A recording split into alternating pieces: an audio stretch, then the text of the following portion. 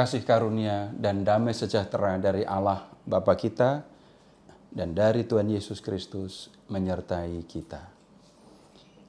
Saudara-saudara, Tuhan Yesus sedang dalam perjalanan ke Yerusalem bersama dengan para muridnya.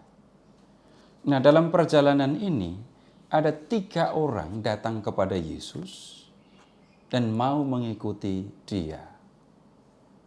Ada yang karena diajak atau dipanggil oleh Tuhan Yesus, tetapi yang lain itu karena keinginannya sendiri. Dan pada kesempatan itu Tuhan Yesus menyampaikan 3 hal yang berbeda berkaitan dengan mengikuti dia. Dan dari jawaban yang disampaikan oleh Tuhan Yesus kepada ketiga orang ini, kita dapat belajar bagaimana harusnya bertindak sebagai seorang murid Yesus. Nah, kita akan melihat hal ini seperti yang disampaikan di dalam Injil Lukas bab 9 ayat 57 sampai dengan 62. Seperti yang sudah saya sampaikan, ada 3 orang yang mau mengikuti Yesus dan Tuhan Yesus menyampaikan tanggapan yang berbeda. Kita lihat yang pertama dulu. Ketika Yesus dan murid-muridnya melanjutkan perjalanan mereka, berkatalah seorang di tengah jalan kepada Yesus, "Aku akan mengikuti engkau kemana saja engkau pergi." Tetapi Yesus berkata kepadanya, "Serigala mempunyai liang dan burung mempunyai sarang, tetapi Anak Manusia tidak mempunyai tempat untuk meletakkan kepalanya." Orang ini menyatakan keinginannya untuk mengikut Yesus kemanapun Yesus pergi. Ini berarti orang ini sudah siap meninggalkan rumah, meninggalkan keluarga, semata-mata untuk mengikuti Yesus. Tetapi apa yang dia pikirkan? Kenapa dia mau mengikuti Yesus? Bisa jadi dia sudah mendengar bagaimana Yesus mengadakan mukjizat. Ia ingin menikmati mukjizat yang dilakukan oleh Tuhan Yesus. Bisa jadi juga dia mendengar karena Yesus sudah membuat mukjizat, dia bisa percaya kalau memang Yesus itu adalah Mesias, Raja yang dinantikan oleh orang-orang Yahudi. Dan orang ini berpikir kalau begitu, suatu saat nanti Yesus akan menjadi Raja. Dan kalau Tuhan Yesus menjadi Raja, dia mengikuti Yesus, maka dia akan menikmati kemuliaannya sebagai seorang Raja. Dia ikut menikmati kemuliaan itu. Tetapi orang ini tidak tahu kalau ternyata Yesus pergi ke Yerusalem untuk menanggung penderitaan sampai dengan kematiannya. Nah, keyakinan atau harapan akan mulia bersama dengan Yesus, ini yang menggerakkan orang itu untuk berkata, "Aku akan mengikuti engkau kemana saja engkau pergi." Tetapi Tuhan Yesus tidak mengatakan ayo atau silahkan atau jangan. Sebaliknya, Tuhan Yesus menyampaikan satu ungkapan. Serigala mempunyai liang dan burung mempunyai sarang. Binatang-binatang liar punya tempat untuk tinggal, untuk berlindung. Berlindung dari apa? Dari panasnya matahari, dari hujan yang turun ke atas bumi.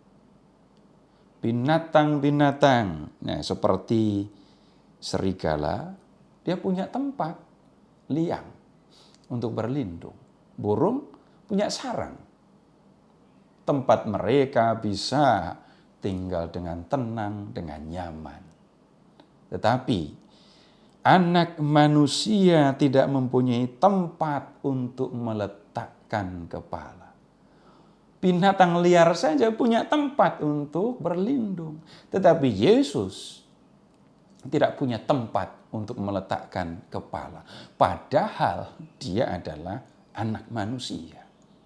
Nah, kita perlu melihat sejenak apa artinya anak manusia. Siapa anak manusia?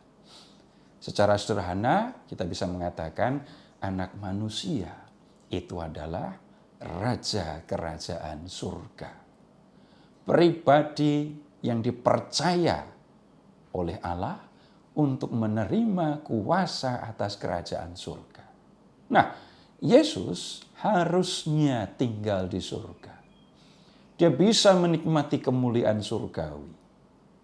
Tetapi yang terjadi adalah Yesus meninggalkan kemuliaan surgawinya itu, menjadi seorang manusia, menjadi seorang rabi yang berkelana dari satu tempat ke tempat yang lain. Tidak ada jaminan keamanan, tidak ada perlindungan, termasuk ketika harus berhadapan dengan para pemuka Yahudi yang memang mau membunuh dia. Nah, orang yang mau mengikuti Yesus harus siap untuk menjadi seperti Yesus. Manusia yang tinggal di dunia mengharapkan kenyamanan, ketenteraman. Dan ini situasi yang memang wajar. Tetapi mereka yang dipanggil untuk mengikuti Yesus harus siap untuk meninggalkan semua itu. Karena apa? Karena kerajaan Allah. Karena Yesus sendiri datang ke dunia supaya manusia bisa masuk dalam kerajaan Allah. Yang mau mengikuti Yesus harus siap melakukan hal yang sama. Melakukan tugas untuk memberitakan kerajaan Allah, dan konsekuensinya dia bisa jadi harus meninggalkan kenyamanan-kenyamanan yang diharapkan oleh manusia pada umumnya. Nah, sekarang kita akan lihat yang kedua. Orang yang kedua ini memang dipanggil, diajak oleh Tuhan Yesus. Lalu ia berkata kepada seorang lain, "Ikutlah aku."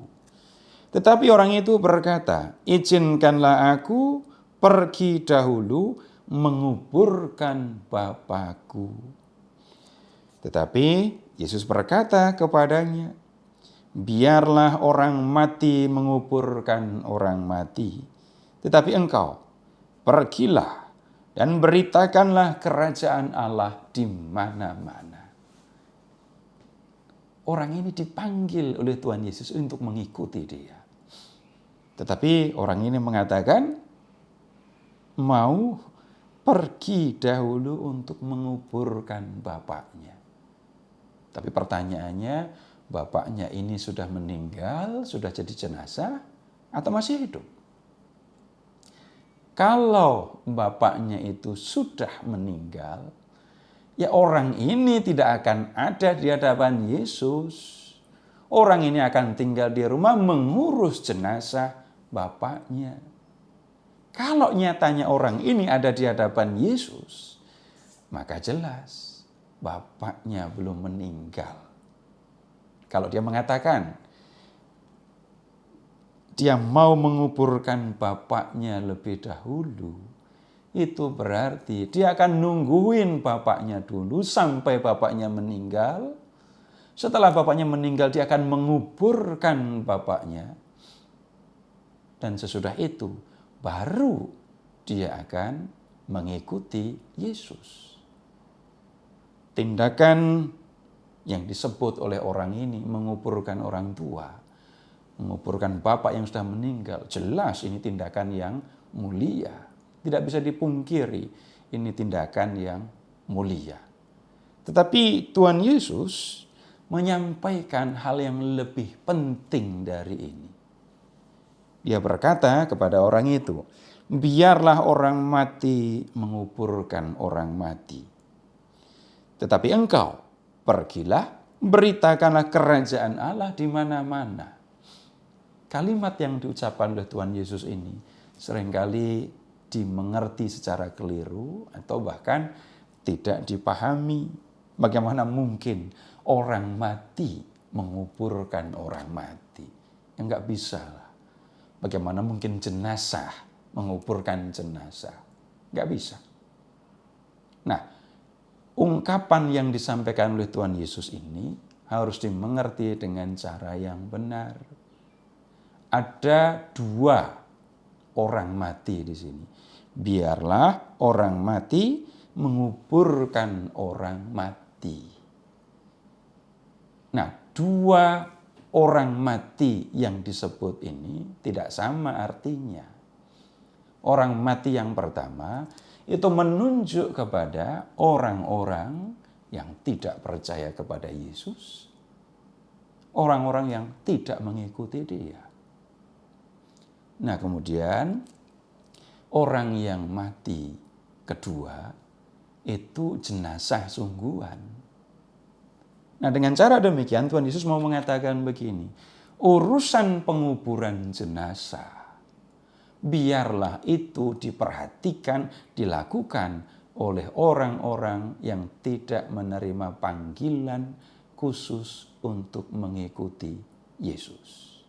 Tetapi orang yang dipanggil secara khusus untuk mengikuti Yesus harus siap untuk melakukannya. Tetapi engkau pergilah, beritakanlah kerajaan Allah di mana-mana. Ini lebih penting bagi Tuhan Yesus dibandingkan urusan menguburkan orang mati. Kenapa? Pemberitaan kerajaan Allah itu memang tidak menyangkut jenazah, tetapi menyangkut keselamatan jiwa semua orang. Ketika orang mati, raga mati, dikubur. Tapi bagaimana nasib jiwanya? Nah, orang-orang yang dipanggil untuk memberitakan kerajaan Allah, itu sesungguhnya dipanggil untuk memperhatikan keselamatan jiwa manusia. Yang jelas jauh lebih penting daripada raganya. Dan orang tidak bisa menunda untuk mengerjakan tugas ini. Begitu orang dipanggil untuk melakukan pekerjaan ini, dia harus segera berangkat. Dengan berangkat segera, maka akan semakin banyak orang yang mendengar kabar baik, keselamatan yang datang dari Allah, dan makin banyak pula jiwa orang yang akan diselamatkan. Sekarang kita lihat yang ketiga. Seorang lain lagi berkata, aku akan mengikut engkau Tuhan, tetapi izinkanlah aku pamitan dahulu dengan keluargaku. Tetapi Yesus berkata, setiap orang yang siap untuk membajak, tetapi menoleh ke belakang, ia tidak layak untuk kerajaan Allah. Kali ini pun Tuhan Yesus tidak mengatakan, ayo silahkan atau jangan. Ya. Lihat, orang itu menyatakan kesediaannya untuk mengikuti Yesus. Dia mau mengikuti Yesus, tetapi dia sendiri juga mengajukan syarat. Aku mau mengikuti Yesus, tapi aku minta izin untuk pamitan dengan keluargaku. Rasanya tidak ada masalah dengan berpamitan ini. Karena apa? Nabi Elisa ketika dipanggil oleh Elia, itu juga pulang dulu, pamitan dengan orang tuanya. Kemudian ketika Yesus memanggil Lewi untuk mengikutinya, Lewi pulang mengadakan perjamuan dengan teman-temannya, dan kemudian Yesus pun hadir dalam perjamuan ini. Jadi sebenarnya tidak ada masalah dengan berpamitan. Tetapi pada kesempatan ini Tuhan Yesus menyampaikan peringatan. Setiap orang yang siap untuk membajak, tetapi menoleh ke belakang, tidak layak untuk kerajaan Allah. Apa arti kata-kata yang diucapkan oleh Tuhan Yesus ini? Kita perhatikan dulu secara harafiah ya, orang yang membajak.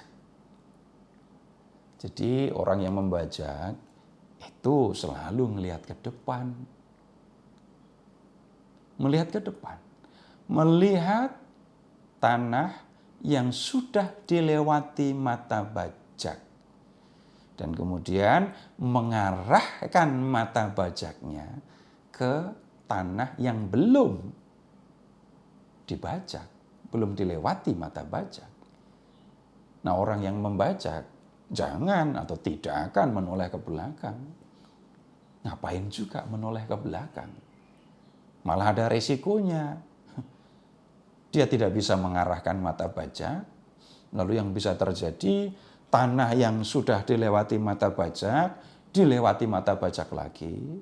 Dan sebaliknya, tanah yang belum dilewati mata bajak, belum dibalik, ya, malah nggak dilewati mata bajak. Jadi belum dibajak bagian itu. Ada yang keliru, ada yang salah di situ.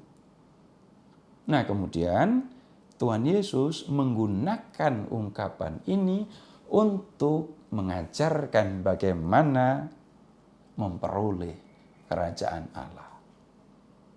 Kerajaan Allah itu urusan ke depan. Kerajaan Allah itu menyangkut masa depan. Karena manusia akan masuk dalam kerajaan Allah sesudah dia mati. Sekali lagi, raga manusia akan mati, lalu jiwa orang-orang yang percaya kepada Allah akan masuk dalam kerajaan Allah. Nah, orang yang mau mengikuti Yesus harus mengarahkan dirinya kepada masa depan, kepada kerajaan Allah. Jadi hatinya, hidupnya terarah pada kerajaan Allah ke masa depan. Dan karena itu dia akan mengarahkan seluruh hidupnya, tingkah laku, sikap, tutur kata, supaya sesuai dengan jati diri sebagai pengikut Yesus, supaya pada akhirnya dipandang layak untuk menerima kerajaan Allah itu. Kalau para pengikut Yesus itu dipanggil untuk memberitakan kerajaan Allah kepada yang lain, dia pun harus membantu sesamanya untuk mengarahkan hidup pada masa depan, pada kerajaan Allah. Jangan nengok ke belakang lagi. Jangan lagi hidup mengikuti cara hidup yang sudah lalu sebelum menjadi orang yang percaya. Jangan menoleh ke belakang, karena kehidupan yang sebenarnya akan diterima di masa yang akan datang. Nah, saudara-saudara, belajar dari tanggapan Yesus terhadap 3 orang yang mau mengikutinya ini, ada beberapa hal yang kita bisa perhatikan. Hal yang utama perlu mendapat perhatian kita adalah kita menjadi pengikut Yesus karena memikirkan keselamatan jiwa kita sesudah raga ini mati. Bagaimana nasib jiwa kita? Kita berharap dengan mengikuti Yesus, jiwa kita akan selamat, akan masuk dalam kerajaan Allah. Ini menjadi hal yang utama, dan karena itu kita perlu mengingat selalu bagaimana mengarahkan hidup kita supaya jiwa senantiasa bersih.